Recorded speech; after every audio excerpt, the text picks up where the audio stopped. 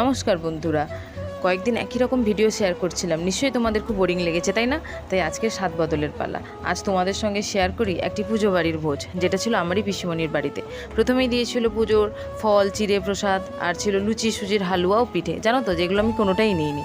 আমি নিয়েছিলাম খিচুড়ি, বেগুনি আর সঙ্গে চাটনি, যেটা খেতে আমার বড্ড ভালো লাগে। আর দেখবে পুজোর এই খিচুড়ি প্রসাদটা না যেন একটা অমৃত মনে হয়, এর ফলে যেন একটা আলাদাই স্বাদ থাকে।